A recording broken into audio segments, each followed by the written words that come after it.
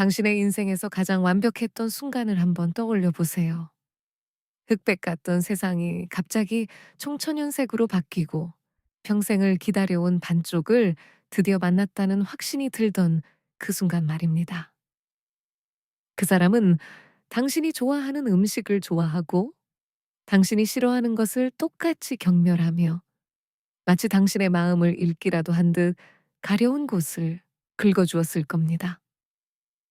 아침에 눈을 뜨면 사랑이 가득 담긴 장문의 메시지가 와 있고 잠들기 직전까지 다정한 목소리로 전화기를 붙들고 있었겠지요. 주변 사람들은 당신을 부러워했고 당신 스스로도 이렇게 행복해도 되나 싶어 불안할 정도였을 겁니다. 그런데 지금 이 이야기를 듣고 있는 당신의 마음은 어떤가요? 여전히 그 행복 속에 있나요? 아니면 알 수 없는 불안과 공허함 속에 갇혀 있나요? 만약 그 완벽했던 사랑이 사실은 당신을 철저히 파괴하기 위해 설계된 정교한 연극이었다면 어떨까요? 오늘 우리는 당신의 인생을 구원하러 온 줄 알았지만 실은 당신의 영혼을 잠식하러 온 그들, 나르시시스트의 가장 치명적인 무기인 러브바밍에 대해 아주 깊이 파헤쳐 보려 합니다. 러브바밍, 직역하자면 사랑 폭격입니다.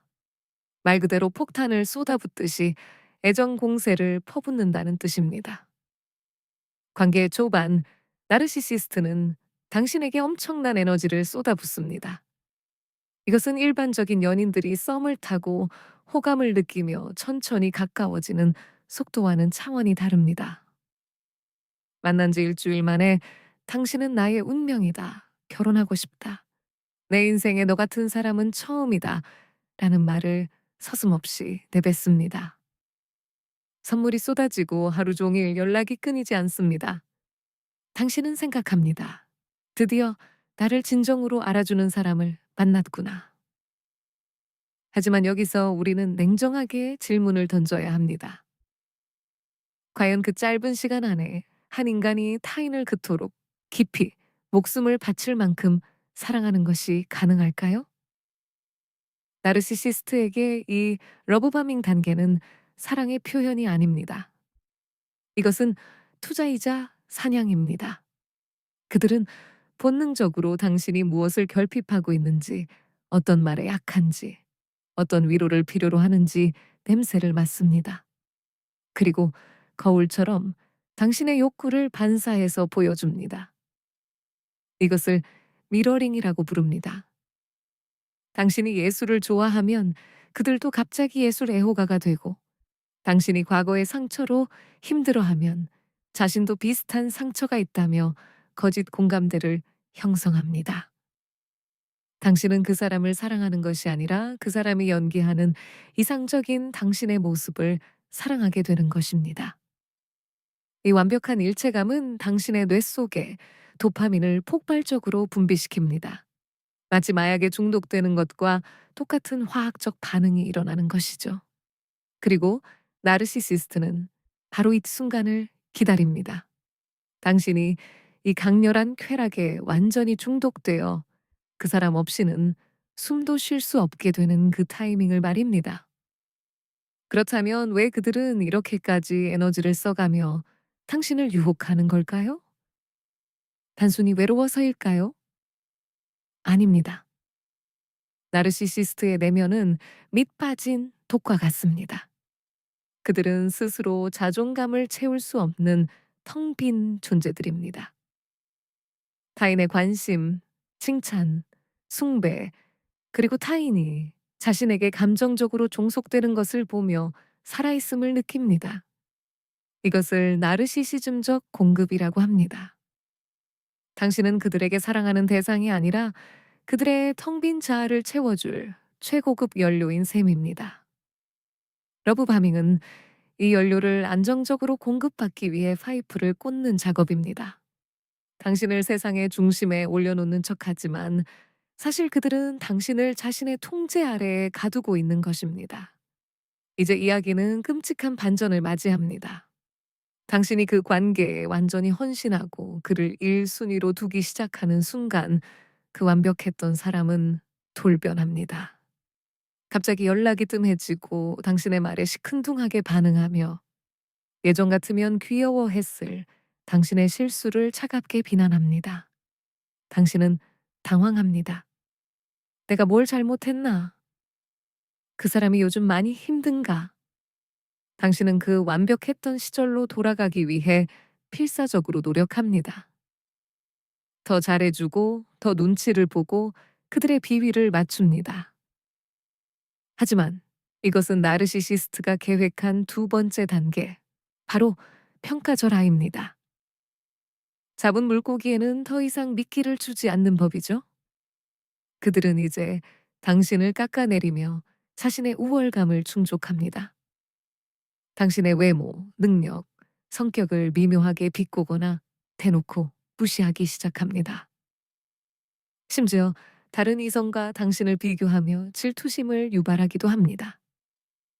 삼각관계를 조장해서 당신이 그들의 사랑을 얻기 위해 경쟁하게 만듭니다. 이 과정에서 당신의 자존감은 바닥을 치게 됩니다.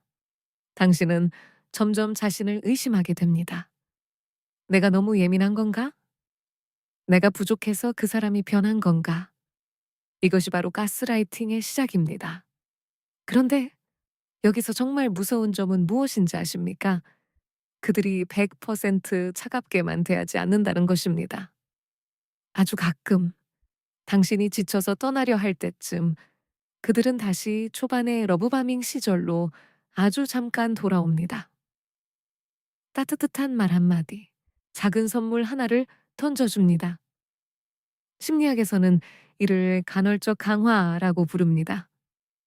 도박 중독이 무서운 이유가 바로 이 간헐적 보상 때문입니다. 매번 잃기만 한다면 도박장을 떠나겠지만 가끔 터지는 대박 때문에 기계를 떠나지 못하는 것처럼 당신은 가끔 보여주는 그들의 따뜻한 모습 때문에 아, 역시 본심은 착한 사람이야. 노력하면 예전으로 돌아갈 수 있어 라는 희망 고문을 당하게 됩니다. 이 지독한 롤러코스터 속에서 피해자는 심리적으로 황폐화됩니다. 뇌는 지속적인 스트레스와 긴장 상태에 놓이고 판단력은 흐려집니다. 친구들과 가족들의 조언은 귀에 들어오지 않습니다.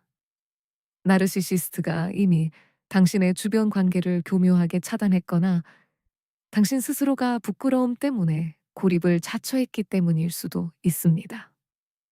당신은 그 사람의 기분을 살피는 감정 쓰레기통이 되어버렸고 당신의 인생을 망치러 온 그 사람을 유일한 구원자로 믿고 매달리게 됩니다. 그렇다면 이 악몽 같은 굴레를 어떻게 벗어나야 할까요?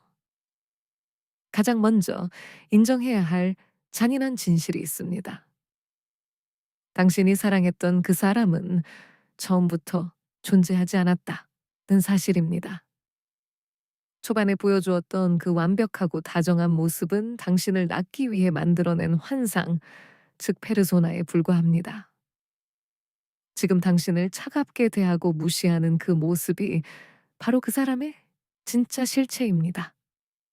그 사람이 변했어요가 아닙니다. 그 사람은 가면을 벗었어요가 맞는 표현입니다. 그 시절로 돌아갈 수 있는 방법은 없습니다. 그 시절 자체가 허상이었으니까요. 이 사실을 받아들이는 것은 뼈를 깎는 고통일 것입니다. 자신의 사랑이 부정당하고 자신의 안목이 틀렸다는 것을 인정해야 하니까요. 하지만 이것은 당신의 잘못이 아닙니다. 당신이 부족해서가 아니라 당신이 공감 능력이 뛰어나고 사랑이 많은 사람이었기 때문에 그들의 타깃이 된 것입니다. 사기꾼이 돈 많은 사람을 노리듯 감정 사기꾼인 나르시시스트는 마음이 풍요로운 사람을 노립니다. 당신의 선한 마음이 그들의 먹잇감이 된 것뿐입니다. 나르시시스트와의 이별은 일반적인 이별과 다릅니다. 그것은 탈출이자 해독의 과정입니다. 마약을 끊을 때 금단 증상이 오듯 그들이 주는 자극적인 감정의 파도가 사라지면 엄청난 공허함과 우울감이 찾아올 수 있습니다.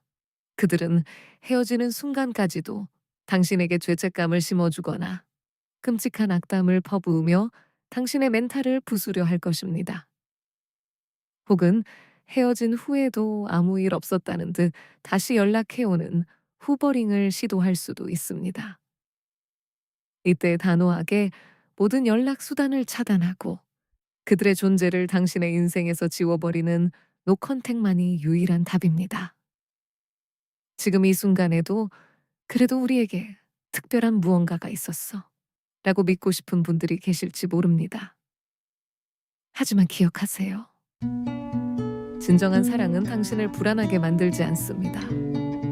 진짜 사랑은 당신을 헷갈리게 하지 않고 당신을 작아지게 만들지도 않습니다. 사랑은 폭격처럼 쏟아지는 것이 아니라 가랑비처럼 새우며 들어 당신을 편안하고 안전하게 만들어주는 것입니다. 당신을 조종하고 통제하려는 시도는 사랑이 아니라 폭력입니다. 나르시시스트가 남기고 간 상처는 깊고 오래갑니다. 하지만 그 상처를 들여다보고 치유하는 과정에서 당신은 이전보다 훨씬 더 단단하고 지혜로운 사람으로 거듭날 것입니다.